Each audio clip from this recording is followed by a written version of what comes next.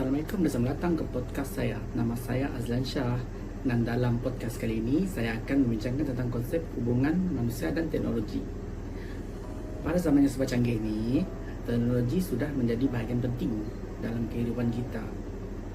Tapi bagaimana sebenarnya teknologi mempengaruhi cara kita berhubung dan berinteraksi dengan dunia di sekeliling kita? Mari kita terokai bersama. Sejak zaman dahulu, manusia sentiasa mencari cara untuk mempermudah hidup mereka melalui penemuan-penemuan teknologi. Dari penemuan roda yang pertama hingga kepada penemuan internet, telefon pintar, teknologi berkembang dengan pesat. Pada mula-mulanya, teknologi digunakan untuk menyelesaikan masalah asas seperti komunikasi dan pengangkutan. Tapi kini, dia telah berkembang dan mempengaruhi hampir setiap aspek kehidupan kita. Contoh pada awalnya, kita bergantung pada surat dan telefon rumah untuk berhubung. Tapi hari ini kita boleh menggunakan telefon pintar, boleh berbual, boleh bervideo call atau menghantar mesej dalam sekelip mata dan berhubung dengan siapa saja di seluruh dunia. Teknologi telah menjadikan dunia ini lebih kecil dan lebih mudah untuk diakses. Salah satu cara terbesar teknologi mengubah kehidupan kita ialah melalui media sosial, Facebook, Twitter, Instagram, aplikasi lain membolehkan kita berhubung dengan keluarga di seluruh dunia.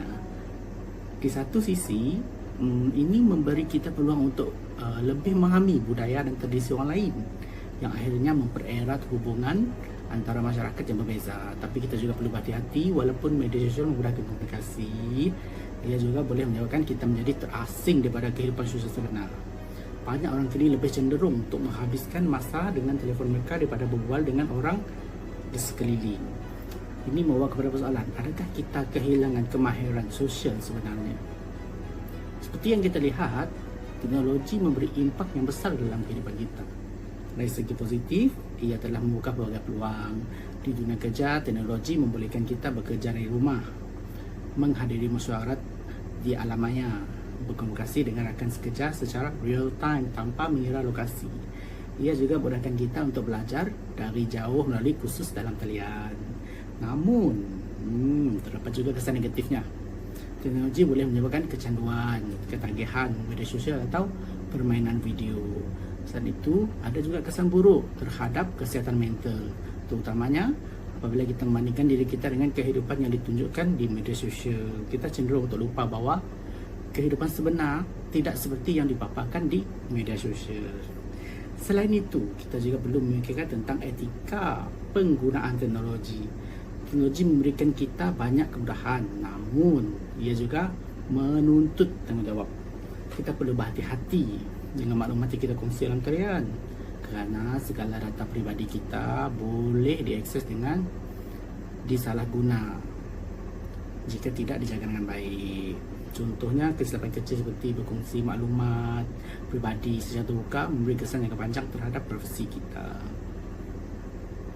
Kita juga perlu bertanya pada diri sendiri, adakah kita menggunakan teknologi untuk kebaikan? Adakah kita membenarkan teknologi mengawal kehidupan kita? Atau adakah kita yang mengawal teknologi? Jadi sebagai kesimpulannya, hubungan antara manusia dan teknologi adalah sesuatu yang sangat kompleks dan mempunyai dua sisi. Teknologi dapat membawa banyak kebaikan jika digunakan dengan betul, tetapi juga boleh memberi kesan buruk jika kita tidak berhati-hati. Apa yang penting, kita perlu menggunakan teknologi untuk meningkatkan kehidupan kita, bukan untuk mengurangkan kualiti hubungan sosial kita. Terima kasih kerana menonton podcast saya hari ini. Semoga anda mendapat sedikit gambaran tentang bagaimana teknologi mempengaruhi hubungan manusia. Jangan lupa untuk berfikir dengan bijak tentang bagaimana kita menggunakan teknologi dalam kehidupan seharian. Sampai jumpa lagi dalam podcast seterusnya. Sekian, terima kasih.